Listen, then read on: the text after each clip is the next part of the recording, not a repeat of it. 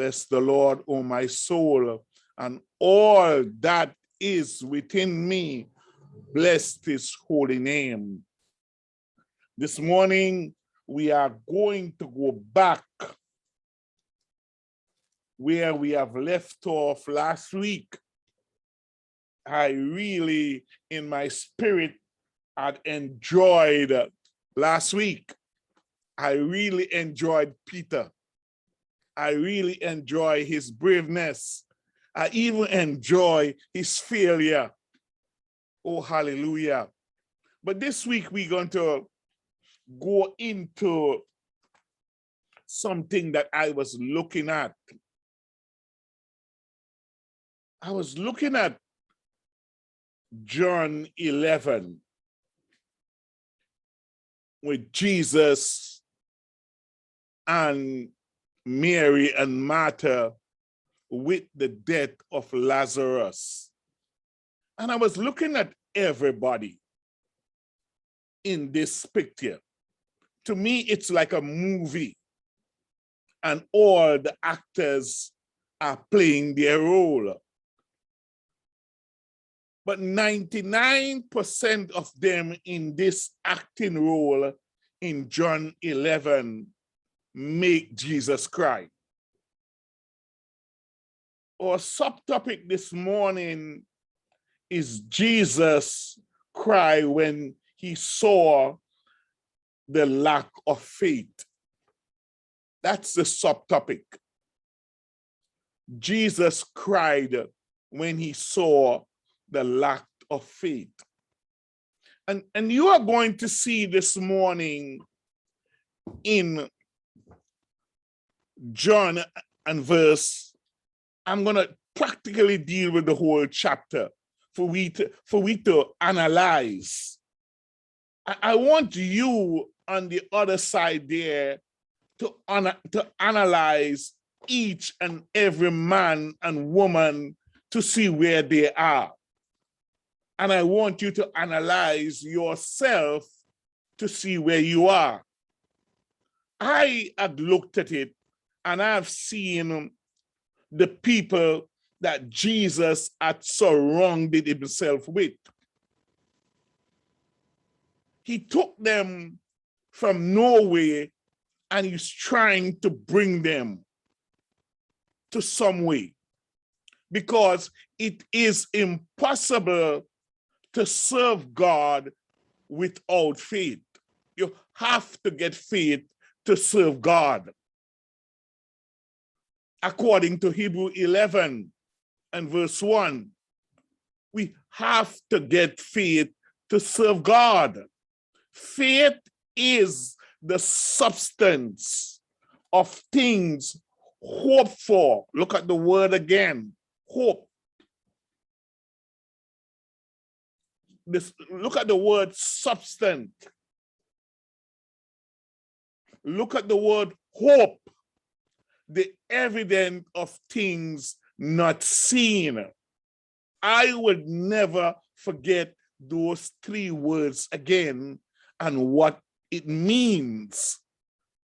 And every time from now, I've been successful with faith, I would go back to these three words, the ABC of faith, to see the success.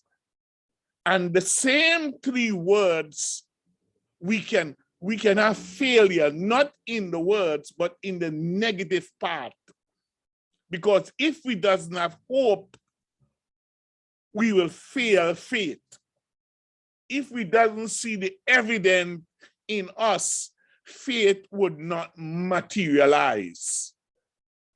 So we want to go to the book of John 11, and we're going to start from verse 4.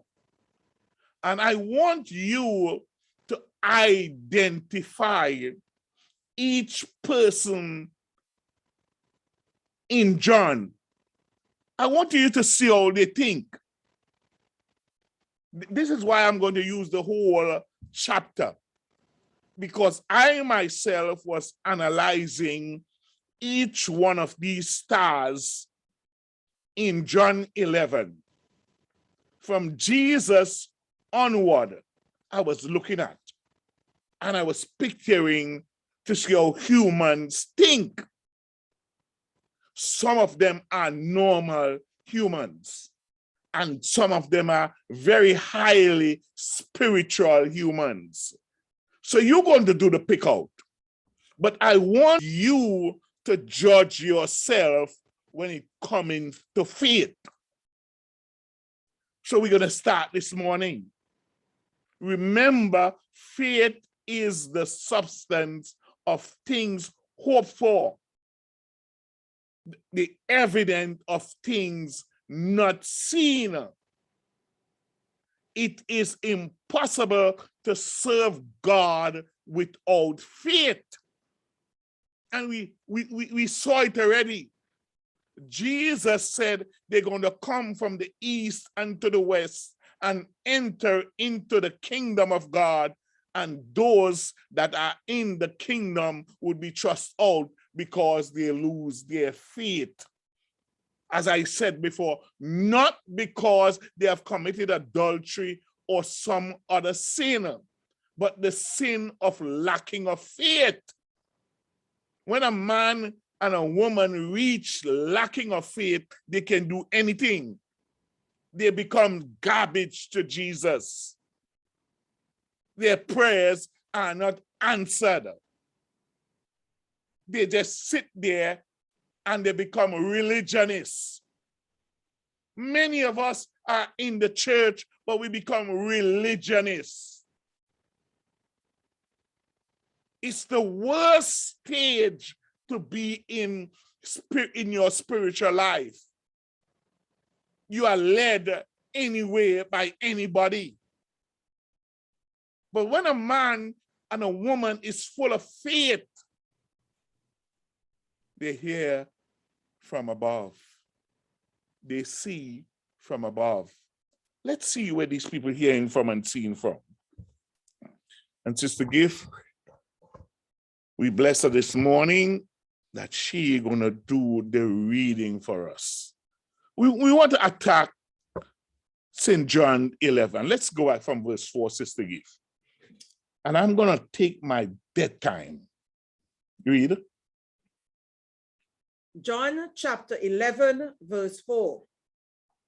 When Jesus heard that, he said, "This sickness is not unto death, but for the glory of God, that the Son of God might be glorified thereby." So he's talking about hearing that Lazarus was sick. He heard it. Let's look at the approach of Jesus one more time. You heard that your sister is sick or your mother is sick. Your husband is sick, your wife is sick. Let's see how Jesus approached this one more time and see if me and you approaches sickness like this. One more time, Sister Gift. John chapter 11, verse 4. When Jesus heard that, he said, "This sickness is not unto death, but for the glory of God." Oh, hallelujah. Let's look at this. Watch the approach. He heard that his friend is sick. And look how Jesus look at it. Look at what he says. He took the sickness and said, "This sickness that this man is sick is for the glory of God." So I'm looking at Jesus, and everything he looked at is for the glory of God, even when a man is sick. He is thinking different from other humans. Sister Gift is sick. I'm going to say she's sick, and I'm going to attend to her. And I'm going to act like she's sick. But let's see how Jesus approached this. This sickness is not unto death, but for the glory of God. Look at how we approach it. He said that the sickness is not unto death, but he's glad that Lazarus is sick for one purpose, for the glory of God. So I'm reading into this that certain things that happens in our life, most of the time is for the glory of God. Jesus is saying, don't grieve over it. It's for his own glory. Let's read into Jesus. Let's see if there is any glory coming out of this for God's sake. Look how deep Jesus look at it. The man is sick, and Jesus is happy that Lazarus is sick, that God would have some glory. What's the height?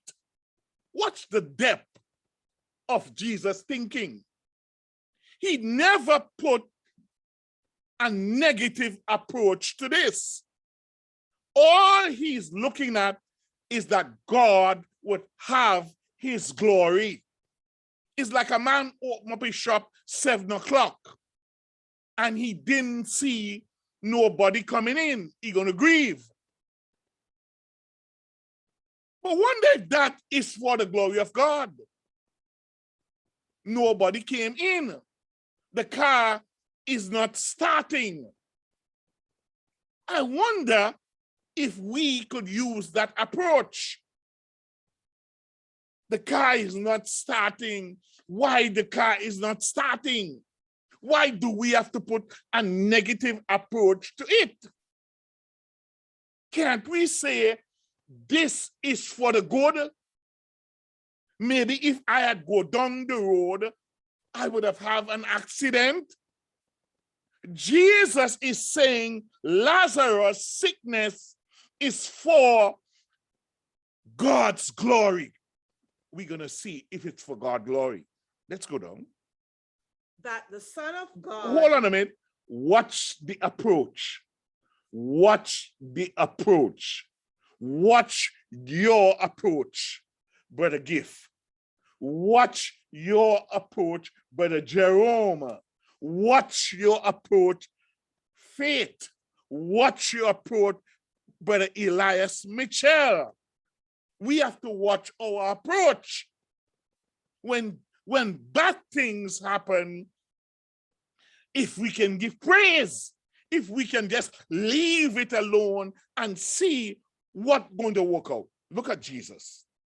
That the Son of God might be glorified. Oh, hallelujah. This sickness happened for the Son of God to have his glory. I wonder if you are seeing it, see what I am saying. That bad things is happening to you. I wonder if you are looking at it that God could get some glory out of this. I wonder if there's a negative approach to this. This is how the spiritual man is teaching us. This is how our teacher is teaching us. Higher heights, deeper depths. Look at it positively. Look to see the outcome of it. Don't put some negative approach to it. She failed the exam, but you're going to blame somebody else. Why don't you just see it in the sense the next time the exam come around, she will get all A's? Suppose this one she failed, but the next one she's going to do better and she's going to get all the A's. So something good going to come out of it. Could we just look at it from how Jesus look at things? I want you to divinely look at how Jesus look at things. Go down, Sister Gift. John chapter 11, verse 5. Now Jesus loved Martha and her sister and Lazarus. He loved the family. But he's still saying the sickness is for the glory of God. You may love your wife. You may love your daughter. You may love your son. But something happened, not in your sight looking as a good thing. Let's see how Jesus see it. Watch Jesus. Watch him. Watch how he do things. Watch how he look at things. Get your spiritual eyes intact. Get your spiritual mind intact. Go down, Sister Gift. John 11, verse 6.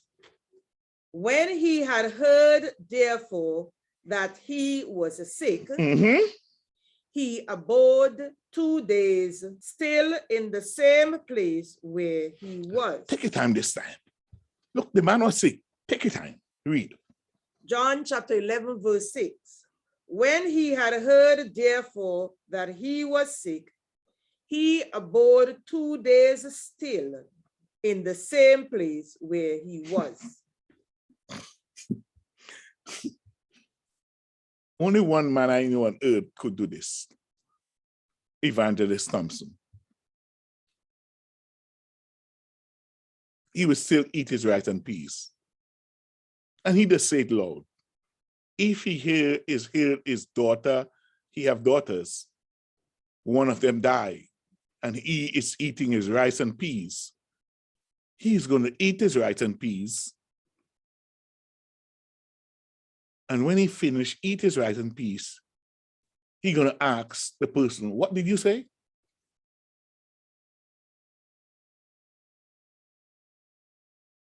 What did you just say?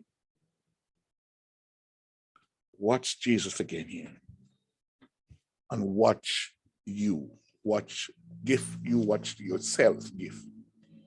Watch yourself. See if you can live like this. See if you can live without worries, hearing things, and it bothers you. This is living by faith, Gift. Watch Jesus again in verse 6. Right. Put something in your Bible that you're going to see this first, that you're going to remember it. Watch the approach of a man who doesn't worry, a man who has faith. Watch it again. John chapter 11, verse 6. When he heard, therefore, that he was sick. Watch at this. Jesus heard that his friend was sick. What is his approach? Read. He abode 2 days still in the same place where he was. He didn't move. He didn't worry. Jesus knew that Lazarus was sick. And a man that has faith, that a man that could move mountains, would not worry. The man that is lack of faith is the man who can't move, who can't even tell, who can take his breath and blow a little ants away. So he is always worried about the ants. The ants is coming after me. But the man who has faith, who has power, will tell the ants or take his finger and tap it and kill it. He has no worries. So here is Jesus. Knowing his friend was sick, he stayed 2 days without worrying. What's your approach? What is your approach? hearing your husband is sick, hearing your wife is sick, hearing your daughter get knocked down by a truck. What is your approach? What is my approach? Could we, from today, saying all things work together for good, some good going to come out of this? She lost her leg.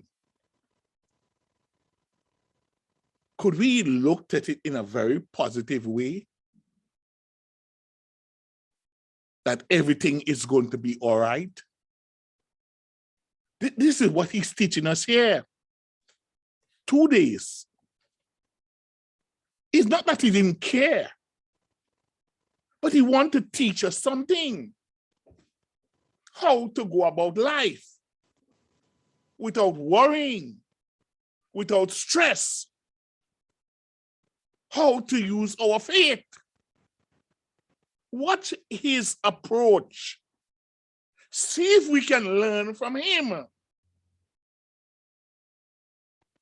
Your daughters come home. Your son come home. I did bad in the exam. How do you approach it? The college reject me.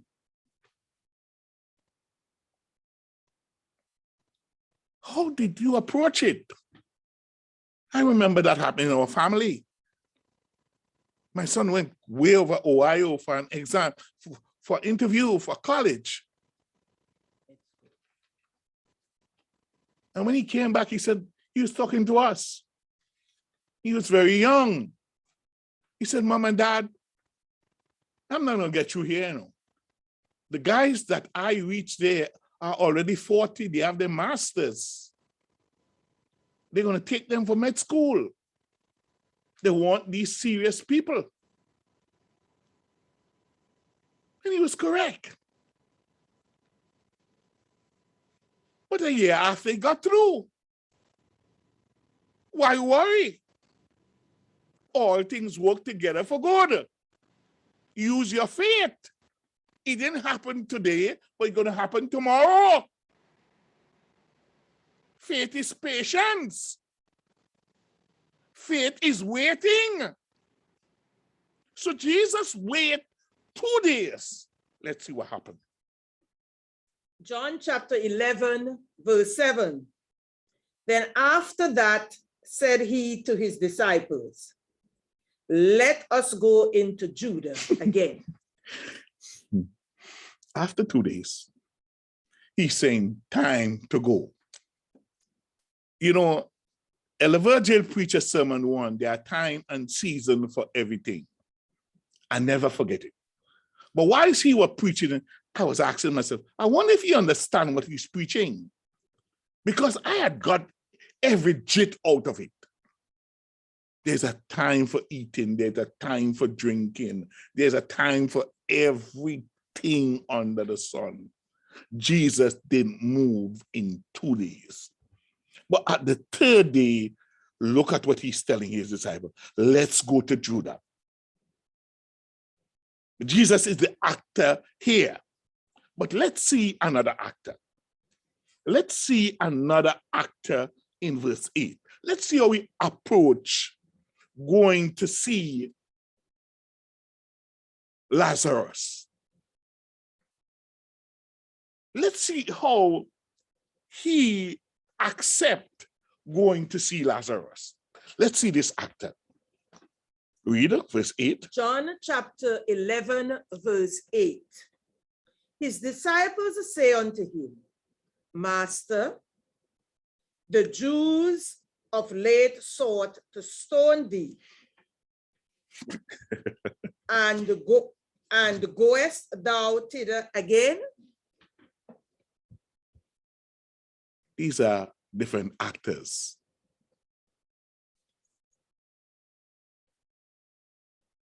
These are different actors acting in a different role. A role not to increase Jesus' faith, but to push Jesus backwards. These are people in your life. These are people in your life. My study here is identify yourself, identify the people in your life, your surrounding. You have to identify yourself. Who are you? How are you thinking? Am I thinking like Jesus? Am I going to wait 2 days? Am I going to go on the 3rd day? When you tell your children you're ready to go, how did they approach it?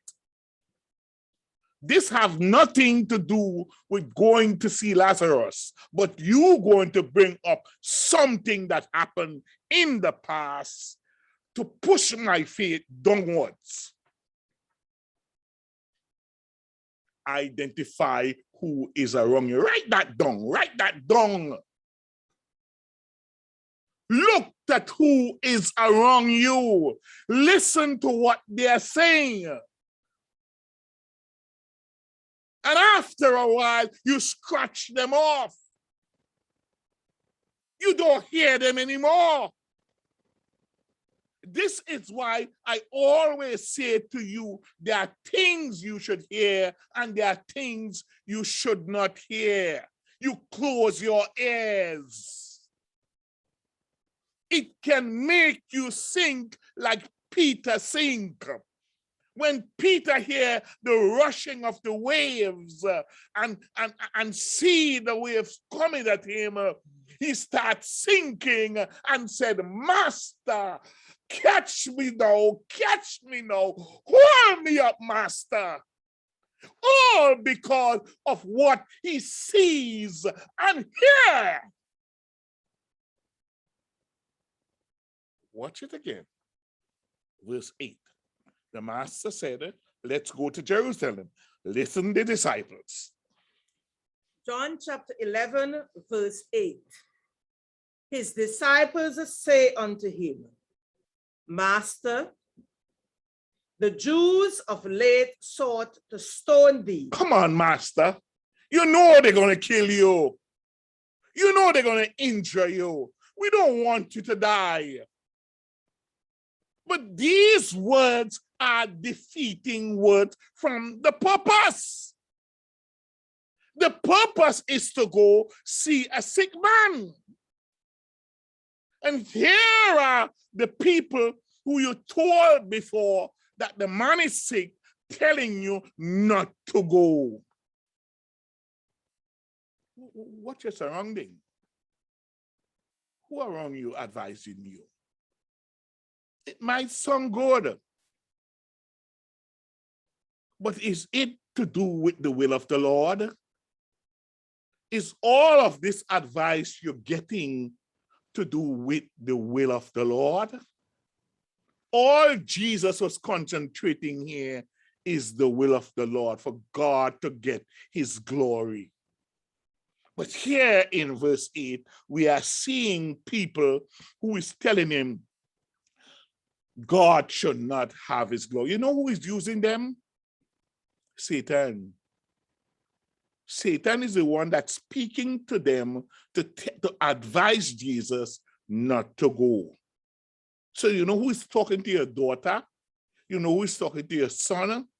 You know who is talking to your husband? You know who is talking to your wife when it comes to certain things? You have to be careful.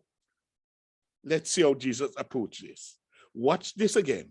Watch Jesus up in verse 4 to verse 7. And watch verse 8. Let's see how Jesus approached this, hearing what you have heard. We're coming back to him. Let's see if it affected him in any way. John chapter 11, verse 9. Jesus answered, are there not 12 hours in a day? If any man walk in the day, he stumbleth not, because he seeth the light of this world. Jesus didn't even touch what they're saying. He gone back to spirituality, high spirituality. He not focusing on what they are saying. He gone back to high spirituality. They didn't knock him off out of his boots. But listen, Jesus again. Listening. John 11, verse 9, Jesus answered, are there not 12 hours in a day? He asked him a question. Go ahead. If any man walk in the day, he stumbleth not. You're going to see. High spirituality. Go ahead. Because he seeth the light of this world. Hallelujah. Jesus is far away from them. That's why I'm saying sometimes when people speak, don't get into it. Get out of it. Jesus is answering them, but not what they want to hear. Jesus is not living in their world.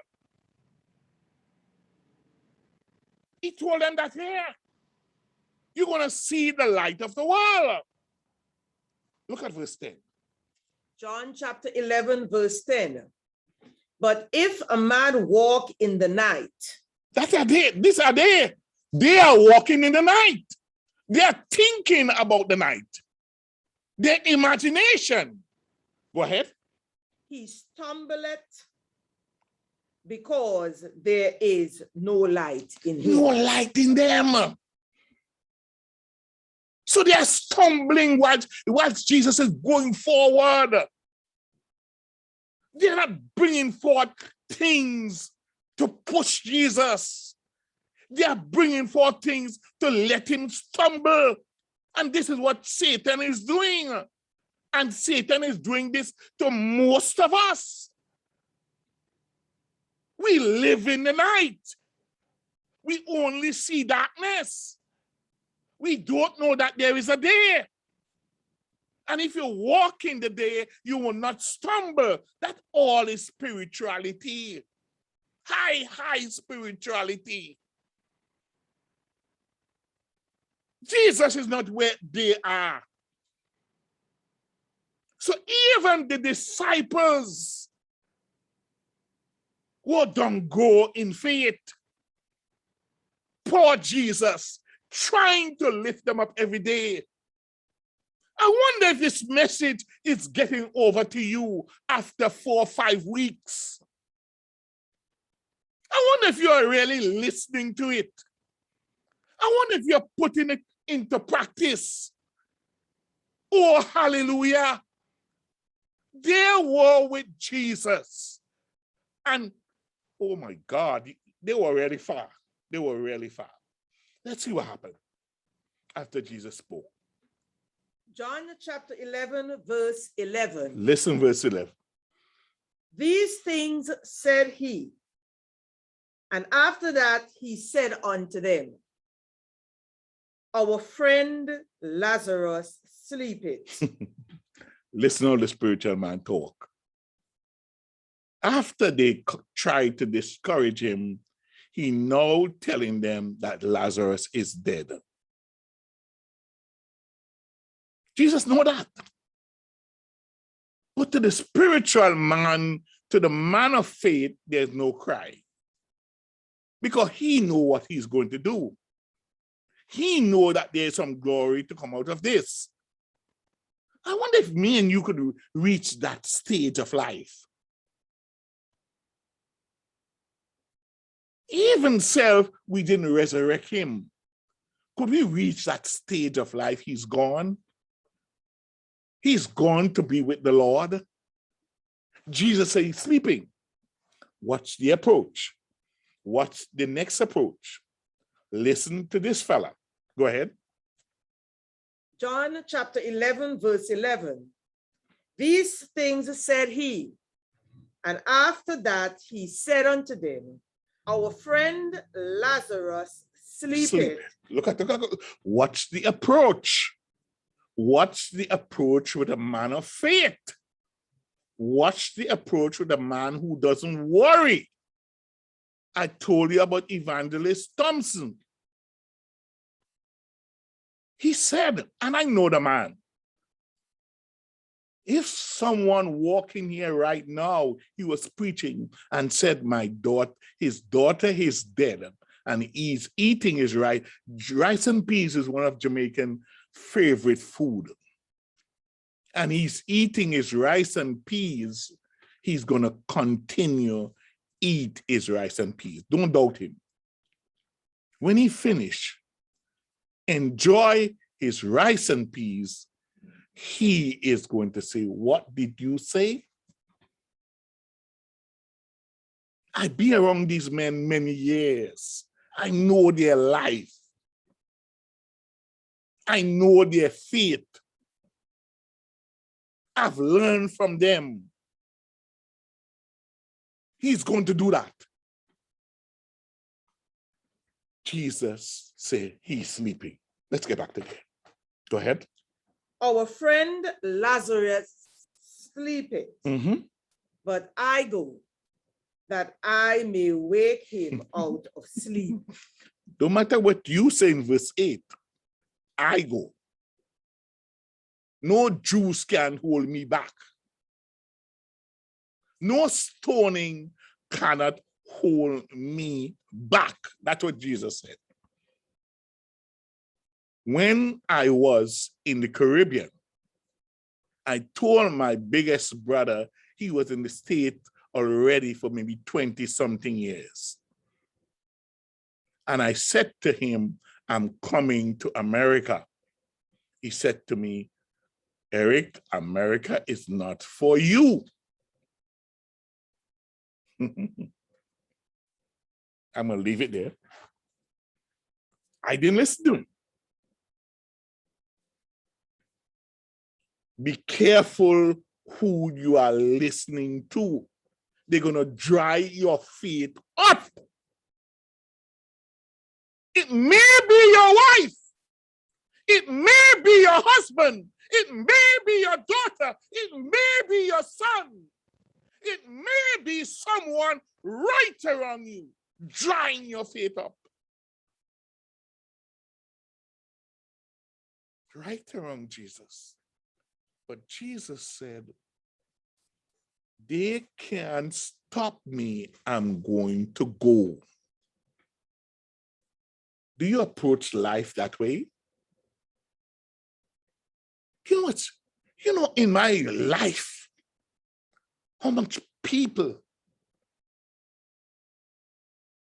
my wife would say, Eric, stop dragging me. I'm tired of being dragged. I always going. There's nothing to stop me. There's nothing to stop Jesus. No, she's better than me. I just have to pull her back now. She learned the game to go. She's faster than me now. Wendy, quiet down now. I'm tired. I'm tired, Wendy. Who are you? How are you doing? Who is dragging you back? Who are you listening to?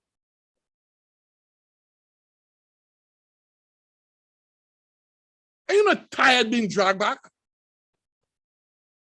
Oh, hallelujah. No!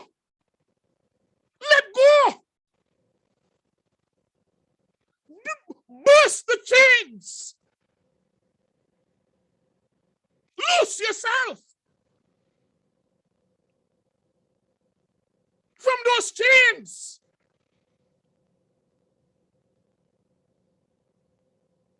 That's what Jesus wants. Oh, hallelujah. You are chained down by your surrounding. Don't do this, don't do that, don't go here, don't go here, don't go there. Look at your surrounding. Look at who's speaking to you. But Jesus said, Jesus said, he's asleep. Let's hear now. Let's hear people around his environment. Listen to this. John chapter 11, verse 12. Then said his disciples, Lord, if he sleep, he shall do well. Very good word. Very good word. Very positive word. He's taking a rest. That means he's sick. If he sleep, because they thought that he was just sleeping. Go ahead. John chapter 11, verse 13. Listen this well. Howbeit Jesus spake of his death. They didn't know that Jesus was talking about his death. Let's see the approach. But they thought that he had spoken of taking a rest in sleep. So they thought that he was just resting. That's why they said they were glad that he's resting. Because most of the time you're sick, you need rest. But let's see. Let's see Jesus. Jesus answered, Jesus realized now that they didn't get the message. They are not in his world. So they didn't get the message. If they were in his world, the Holy Spirit would have told them what Jesus Christ was saying. That is something that you have to realize. Some of us are not in the world that we are in. So many times we are misunderstood because people are not in that spiritual level that we are in. People are not in that business level that we are in. So they always misunderstood us because you're a different plane. Jesus don't have to come down to their plane. So what we have to do is get up into a different height and a different depth of spirituality. To know look at what he's saying here. He is in a different depth. He said Lazarus is sleeping. And Lazarus is sleeping. Dead men. Jesus is speaking to dead men. Read it. John chapter 11, verse 14. Then said Jesus unto them plainly, Lazarus is dead. He had to come down. Jesus had to come down to their level. He had to come down to their level. He thought he was speaking to spiritual people and that they would have understand what he's saying because he's up there. But he was speaking to babes and sucklings. Who are you today? Where are you? Where's your faith? How do you approach things? Do you see the end of the world in something? Well, I see the beginning of the world in most of the things that I do and fail with. It becomes the beginning of a new world for me. But listen to this, watch this. Watch this, go ahead, 15. John chapter 11, verse 15. And I am glad for your sakes that I was not there. Stop right there. Think. Read again, sister. This and take your time. Listen, the man is dead, eh? Listen to the reading. John chapter 11, verse 15. And I am glad for your sakes that I was not there. Watch the world. What's the difference of the world of the Savior to the men that he was leading? You have to watch your world, what you are living in, to the people who you are around, your circle.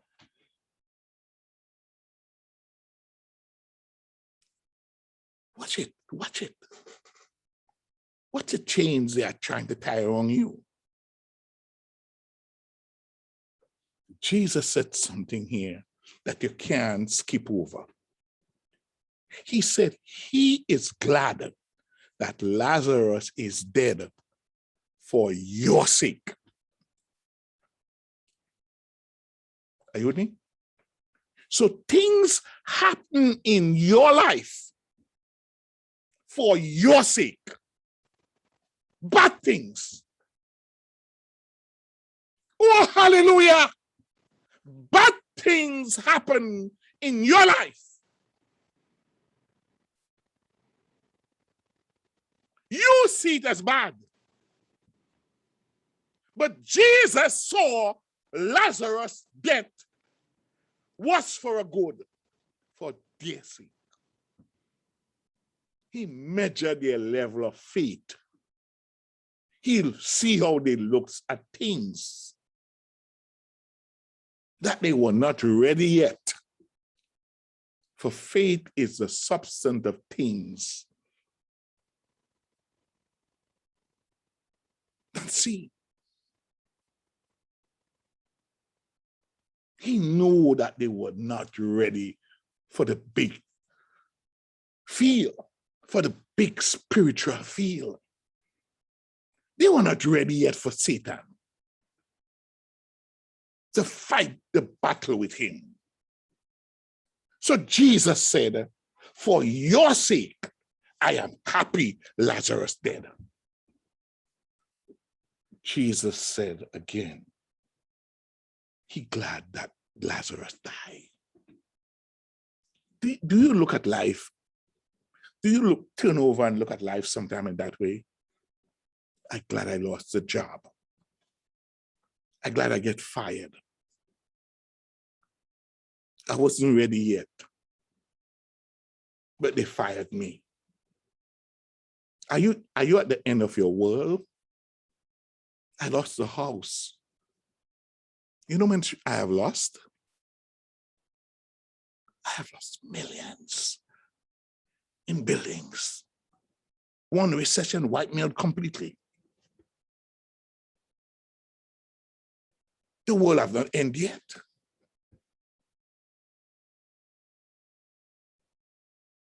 Jesus said, he glad because something bad happened. Have you ever looked into your life like that, Brother Khalid? Oh, hallelujah. That something bad had happened, Sister Sherry Ann. Look back. Look back, Sister Sherry Ann, and see if all things work together. Brother Gabriel, have you ever looked back and see that bad things happen and it end up for a good, for God, for you to give God praise? Jesus is saying, I am glad. That's why I could have taken a few verses, but I'm looking at Jesus teaching us. Read that again for me, Sister Gift. John chapter 11, verse 50. And I am glad for your sake that I was not there. Good, because you were not there if Jesus was there. Read. To the intent ye may believe. Nevertheless, let us go unto him. He's dead. He's dead now, you know. But Jesus is saying, let's go unto him for the intent. What is the intent? Do we look at things that way when bad things happen? Do we look at the intent of why we lost the job? Why the car crashed? Why our wife walked out on us? Do we look at things, bad things that way? Jesus is teaching us lessons. These things are good things that happen. Good things that happening to us. It look bad, but it's good. Jesus is saying that. Read that 15 again for me, Sister Gift. John chapter 11, verse 15. And I am glad for your sake that I was not there. No, I'm glad that. Go ahead. To the intent ye may believe. Something good going to come out of this. Jesus, look at them. He saw they were empty believers. No faith. Poor Peter alone trying. So this happened to shake up some faith, to shake it up. What about you? What about me? When bad things happen,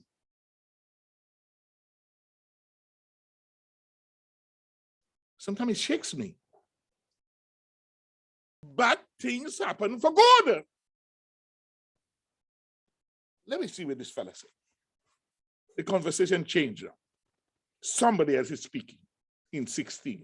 John chapter 11, verse 16.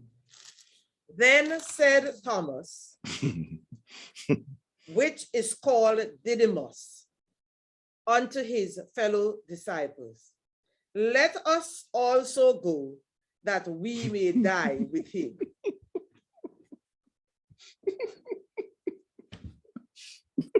You see who was around Jesus? From the beginning, he was a doubter, you know. When Jesus had called him, Jesus knew he was a doubter. So sometimes we have to keep them around and try to see if they build their faith. He is the same one that said, when they told him Jesus resurrected, he said, I would never believe that until I push my hand in the hole in his side. This man he didn't even have a thing to faith. Everywhere you look at Thomas, he's a doubter. Listen what he's saying. Let us go that we may die with him. You imagine that? This is a man that seen Jesus heal the sick, saw many miracles. Who is around you? A man or a woman that's saying, let us go and die? Don't do that. Don't do this. Don't go down there. You're going to lose. Don't go over there.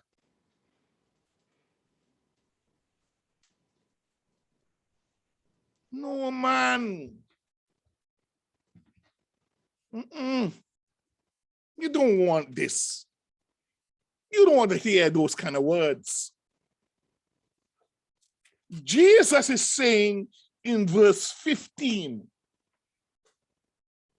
this happened for a good. Oh, hallelujah. I want this to happen for your sake. And hear him now. Hear the man now.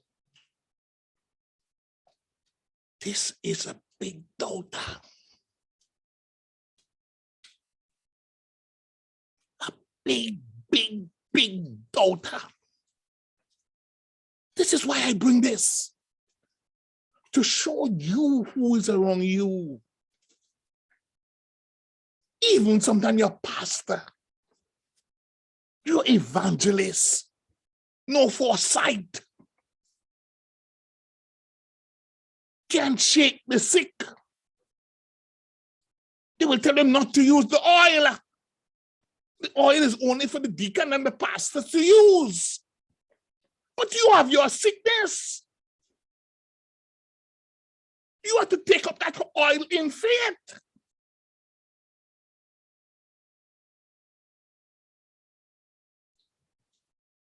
And rub it on your child's head and call upon the name of the Lord.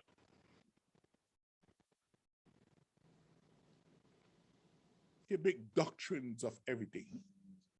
That's what religion does. They make doctrine and rules and laws to govern you, to keep you down. That's what it does. And they're doing it not knowing that they're doing it. Let's go to 17. John chapter 11, verse 17. Then when Jesus came, he found that he had lain in the grave 4 days already. You see? Nothing what they say or do did not stop Jesus. He didn't follow them. Many of us are followers. Many of us. We follow our wife. We just follow our husband. Nothing wrong in following him. We'll make sure he's going the right direction. You got to wake up one morning and say, you're not going the wrong direction, so I'm not going to follow you. When it comes to spirituality, I'm not going to follow you. The same thing you got to tell your wife. And when your children grow up, they're going to come and start trying to rule you out of spirituality. You have to be ready for this. Jesus was ready. Jesus was a leader. He still went. All the discouragement. He still went on his journey after 4 days. Oh, hallelujah. I want you to understand how Jesus spoke, how Jesus see things. He see things in a spiritual way. He have the foresight that it can happen. Could you build into your faith that foresight? That I am going to grow so fast. I am going to grow so fast. I'm going to master Brother Gift. I want to sit here when I'm old and you shaking me. All you young men and women, I want you to grow. I might not raise the dead, but I want to see that within you. Young men and women. I want you to, you know, Brother Virgil one thing I used to observe, he was my teacher, and I used to sit there and watching him grinning when I'm teaching. I don't know what used to go through his head, but when I saw him grinning, I know I'm going down the right track. I want to be like that. You young men and young women must shake this place up with faith. Oh, hallelujah! God bless you.